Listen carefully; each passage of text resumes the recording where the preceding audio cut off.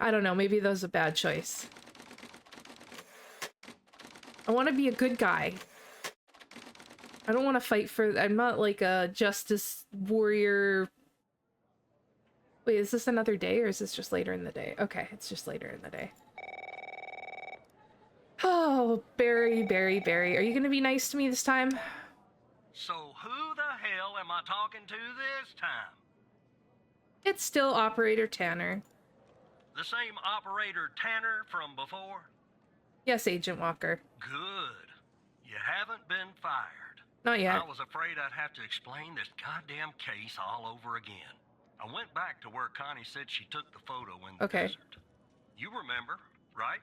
Yep. Where she said this, flying saucer supposedly landed. Uh-huh. I didn't find a flying saucer or any aliens breathing their last wheezy breaths or anything like that. Okay. But I did find something else. What did you find? Something disturbing? You could say that. You could definitely say that. I found stones.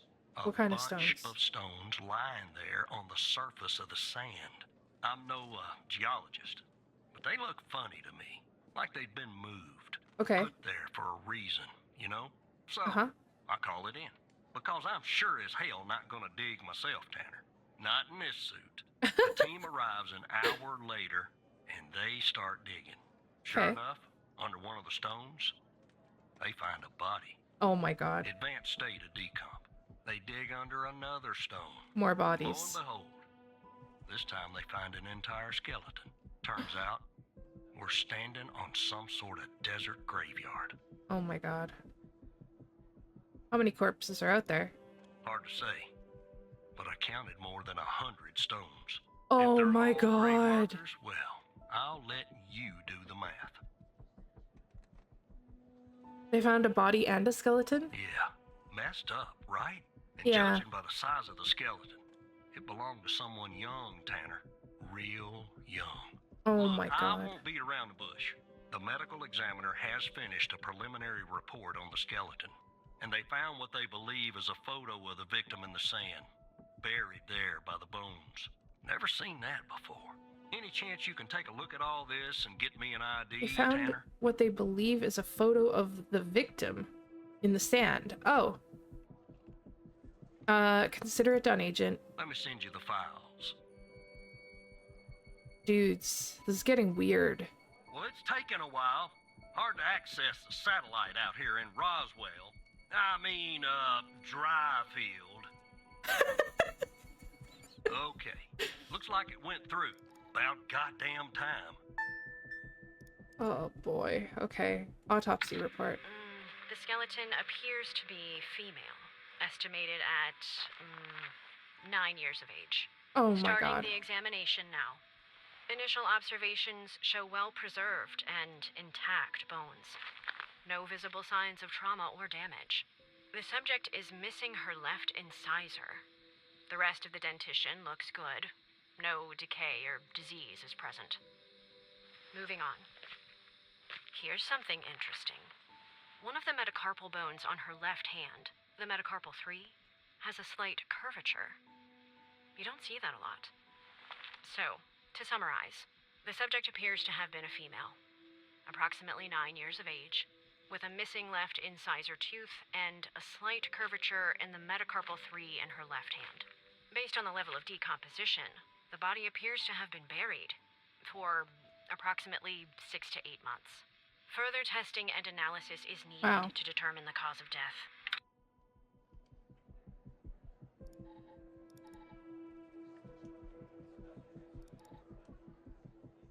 Okay, let's see who this is. Oh!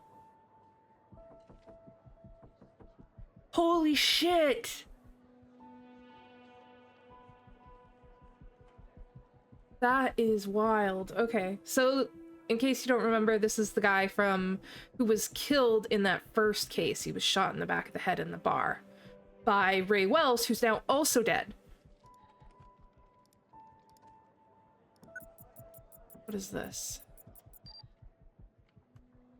Henry Jenkins, Research and Development Director, BM Technologies. Alright. Anything else clickable? No, we already did that. Alright, so that's the front, and that's the badge, and that's the back. Welcome to the facility, Gabby. You are in good hands now. Sincerely, Dr. Jenkins. Oh, shit. Okay. Bar. Is there a way to, like, just, like... Gabby. Oh, no. Gabby Bruce. Oh, no. Gabby. Oh, sorry. R-U-C-E. Gabby.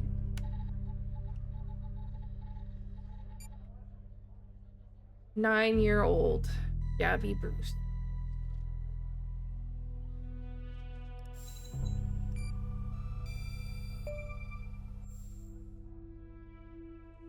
Her name is Gabby Bruce. How did you find this, Tanner? Her name's on a list in another case, like Connie. Just when you think this case can't get any weirder, that's exactly what it does. But I need concrete proof it's her. Got anything else in your bag of tricks?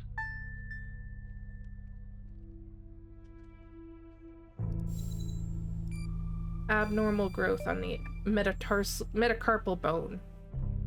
Gabby also has an unusual bone growth. I'll be damned. 9 years old, Tanner. Breaks your goddamn heart. What the hell is going on out here? And what's the connection to Connie? Okay, the examiner has just finished processing the second body I was telling you about. The one in the advanced state of decay. Yeah. Let's see here. Adult male, early 60s. Ah, they got an ID on him. Quentin Spence. Want to see if that name is on your magical list too? Yep. It sure as heck is. Yeah, he's right here. So there's definitely a link. I see some of the names have been crossed out. Can you figure out what that business means?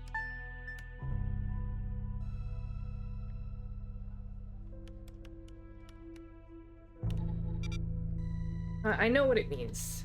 We figured it out last time.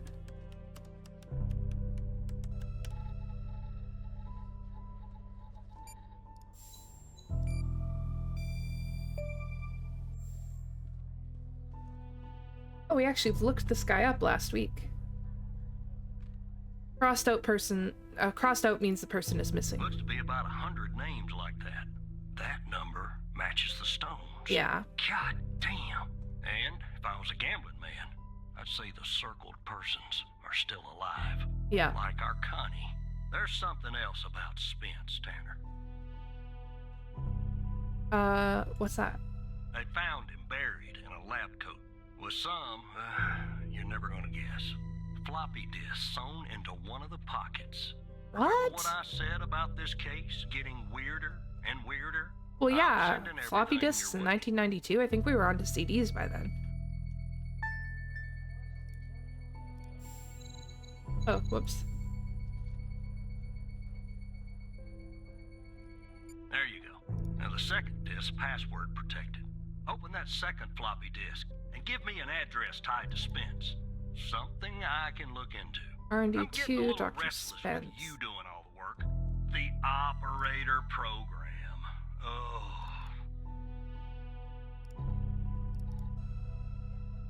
Alright, so that's the same badge that we saw in the other one. Let's just listen to this Autopsy report autopsy. of a male, approximately late 50s, early 60s.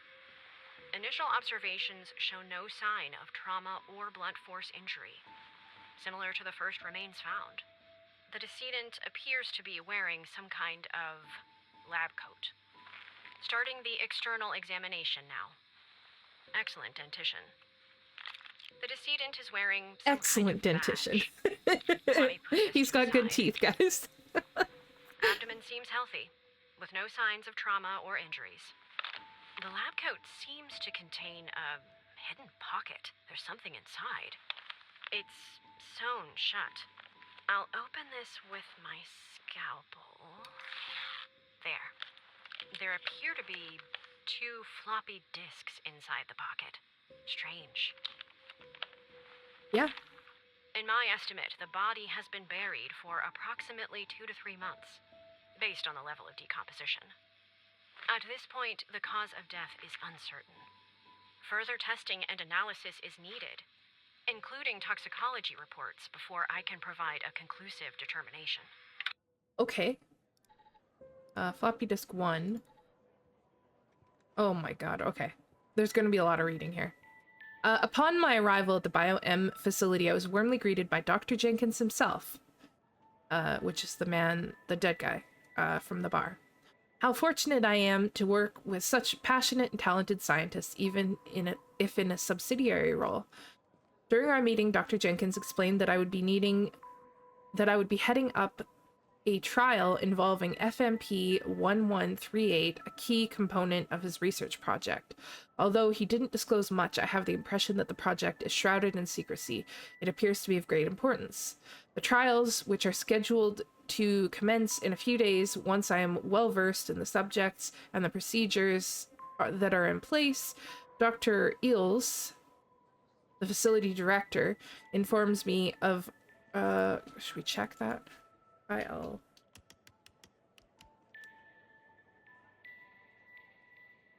ILES?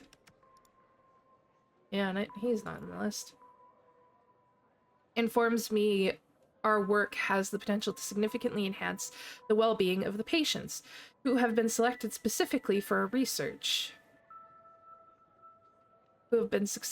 Selected specifically for our research.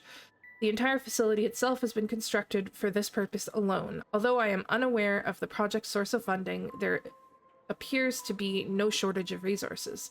I'm truly optimistic our research will make a profound difference and push the boundaries of scientific knowledge. Okay. The AMPA receptor is a crucial component of excitatory synaptic transmission and plasticity in the brain. So, basically what this is saying is that, and you guys are welcome to, like, pause it here and read through it. This is basically what we've got. You're welcome to read it. It's very complex. The only thing that I pulled out that I thought might be relevant later was this here, the unlocking the full potential thing.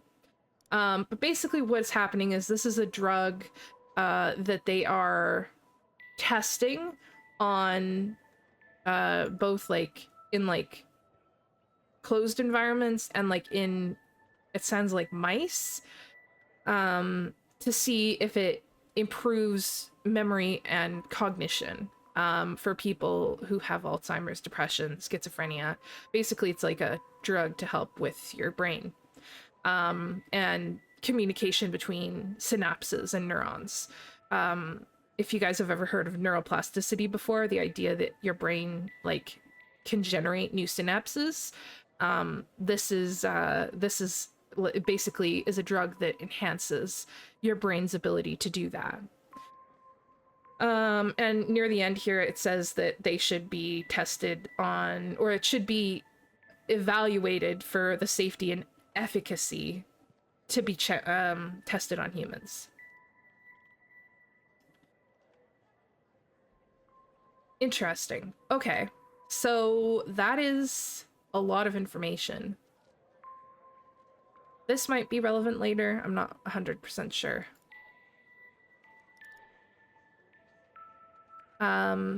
So that must have been what this guy was working on, was the study related to this. The result, so Bio-M Technologies, all rights reserved, 1990, FMP 1138 study. Jenkins, Spence, Eles, frequency range. That is within the frequency that is suggested, the 99. I don't know what this 500. Subjects, 98 subjects, okay. The results demonstrate that FMP1138 significantly increased the frequency and amplitude of EPSCs, indicating the enhancement of synaptic transmission. All findings suggest that FMP1138 has the potential to improve neuronal connectivity and plasticity, which could have implications for the treatment of neurological and psychiatric disorders characterized by synaptic dysfunction. Okay. And then what about this? This graph displays the study investigating effects of FMP1138 on synaptic connectivity in vitro. Alright, so that's like outside of a living host. The study aimed to explore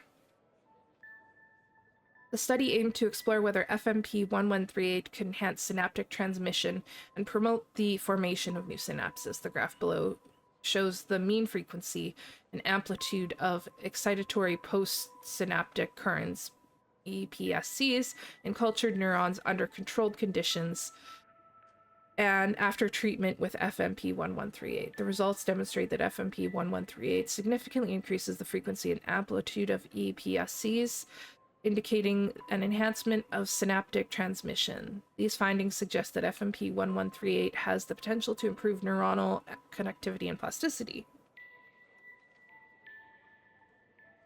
Unlike Dr. Ills, in this result paper I will use the little Endian standard.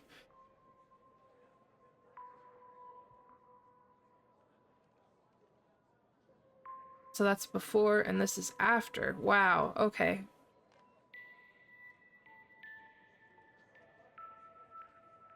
Alright. That was... okay.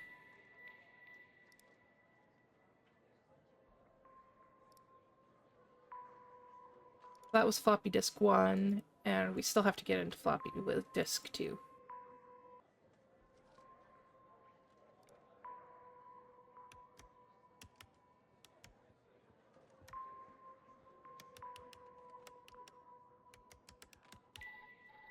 I fucking did it! Okay. 105 Endian. It was. So it was just, I was looking for these symbols in the documents. They even told us on the floppy disk, like if you look at the floppy, where is it? Floppy 2. It's the symbol, and then the symbol. I don't know why. Like, it was 105 as opposed to 66.72, but that's what we did. And we now have access to something called My Confession. Oh boy, if you are reading this, it means I'm no longer living and that I've been buried in the dryfield desert like the other subjects. I implore you, whoever you are, to share my story with anyone who can make things right. My name is Quentin Spence. I was head of operations at the BioM facility. I'm writing this letter because I am about to resign from my job that one cannot simply resign from. As per protocol, I will most likely be sent to the desert burial site with all my belongings. I deserve this punishment. I am sick, so sick of everything that we have done supposedly in the name of science. If you found me, then I'm assuming you've found the others too. Every person buried here in the sand is a Project Eve test subject. Eve was led by Dr. Henry Jenkins. I'm not trying to shift blame onto him. I bear my responsibility in this matter. While our intentions were noble, at least in the beginning, I now see that we went too far, and I am ready and willing to face whatever punishment awaits in me in the next world. You have found this document, but perhaps the contents of my lab coat pocket remain undiscovered. Perhaps you could not crack the password necessary to open the floppy disk.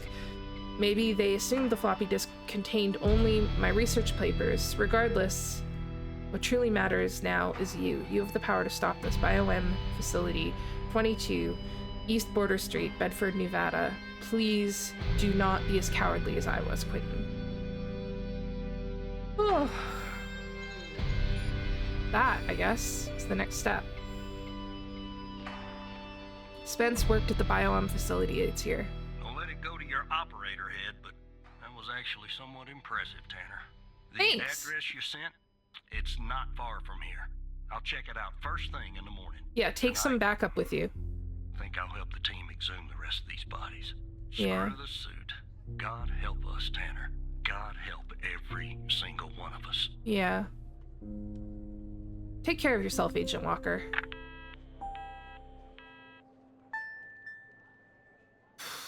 Oh my god, okay. So let's recap, if we can. We arrived this morning, we got this new thing. The guy... Okay, let's go back to the very beginning, alright? First thing, we come into the job, we're like, hey, we found this dead guy and also this name of victims. We looked at the name of victims. Turned out all of these victims, the ones that are crossed out, all have the same thing in common, is that they're missing. These ones that are circled are not yet missing. So that was weird. We were like, okay, that's a weird thing. And then we identified this guy as Henry Jenkins, and the person who killed him as Ray Wells. And it was like an execution. The guy like ran in, shot him in the back of the head. So that was weird. And then this guy, Barry Walker, calls us in the afternoon. He's like, hey, I have this weird case where this woman, Connie Moore, has gone into the desert and she claims that like she was missing for like a whole month, and then she just appeared in the desert, and she's claiming that during that time she was abducted by aliens, and it was really weird, and we thought that was strange. And so but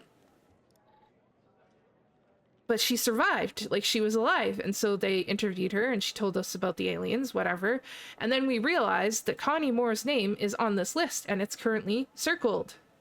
We're like, okay, that's also weird. But that was like the end of our day, and then Hal contacted us. He's a hacker, a world-renowned hacker, and he's on the FDI's most wanted list, and he's like, hey, there's some weird stuff happening, like you should probably pay attention, look at this list, it's important. We're like, okay, Hal, we're gonna get you. And then today we showed up and we were like, oh yeah, by the way, Ray Wells, he's dead now. And then Hal contacted us, but like the footage was there was something weird about it. It was like, oh yeah, this is like weird and whatever. Like there was a bunch of footage missing. So yeah, it was weird. And then Hal was like, oh, I could help you, but you're gonna have to help me. And we were like, no, Hal. And then we had to do it anyway because that was the only option we could click on. So then, yeah. So then he got murdered, and that was sad. But like. So, like, that's one lead that's gone. And then Hal was like, yeah, I can help you, but you're gonna have to, like, help us. And he got us in contact with an agent. The agent's name is Catherine Andrews. And so he put us in contact with her, and she told us the story of Mia Cole and Sasha Cole, who Sasha was reported missing and Mia was worried about him. And then Catherine was trying to get to the bottom of what was happening. She was having a really hard time getting in touch with her supervisors. And when she finally was able to get in touch with her supervisors, they were like, nope, we don't want anything to do with this. And so she was like getting people like pushing her off and trying to get her off of the case. And when she finally did get a meeting with her supervisor scheduled the night before the meeting was supposed to happen, the house burned down and Mia was inside. She was 3 months pregnant and she died in the house fire. And her supervisors were like, by the way, like, it was just like an electrical short. I guess there's no case for you to investigate. But Catherine continued to investigate it, and she was getting in trouble, and her supervisors told her, like, if you keep doing this, we're gonna take you, like, you're gonna be, like, moving boxes around and, like, you know, like a storage facility. Like, this is where you're going if you keep going with this. So Hal, somehow the two of them got together. Hal was like, hey, like, I can help you. So now we were supposed to be like doing the investigating, and we found by doing an analysis of the ash sample from the burned building that there was actually gasoline present at the scene. So it turns out that Mia was probably killed in a fire that was started with gasoline. So we told Catherine, Agent Andrews, that, and she's like, great, thanks, I'll look into that. And then we got a call pretty much immediately from our supervisor, and he's like, why are you looking into this case? Which is weird if you think about it, because the supervisor was like immediately, basically, not even our direct supervisor, like the head of the FBI calls us, like our buddy from like high school or whatever, or college, and is like, hey, like, why are you investigating this? And we were like, well, like, Hal told us to. I just told him. I was like, you know, honesty's the best policy. He's like, fucking, I knew it. I'm gonna take care of this Hal thing, don't worry. And then Hal was like, well, you fucked up now, but it's a good thing you held up your end of the bargain. I was like, yeah, I did. So like, I'm not afraid of you. And then he left and was whatever. Then we get a call from Barry Walker, who's like, hey, I found this graveyard out in the desert, and the first body was Gabby. Her name is on this original list. Where is she? Gabby something. Gabby Bruce. She's only 9 years old, which is fucked up. But there's like 100 graves out in the desert, and there's about 100 people, 130 some odd people on this list. So we're thinking that every single one of the people who are scratched out on this list are probably buried in that graveyard, which is crazy. The other crazy thing was that in the photo of the victim, not that victim, photo front, this is Henry Jenkins with the little girl, and on the back he's like, hey, welcome to the facility, Gabby. You're in good hands now. So she was brought to the facility for treatment. But then one of the other bodies we found there was of Quentin Spence, who was one of the researchers there. And there's all this information about what they were researching, basically like making people healthier, like improving synaptic plasticity in the brain, and like treating a bunch of mental health conditions, and they thought they were going to do some good things. But then he has this confession here, which is basically like, hey, like, we've done some horrible things in the beginning, we had good intentions, but every person that's buried in this graveyard, like, if you're reading this, I'm dead. I like have decided that I'm not going to do this anymore, but they're going to kill me when I do that. So like, I'm dead, and you have to do the right thing, and you have to get the word out. Yeah, and basically like this, we were given this name Project Eve. Dr.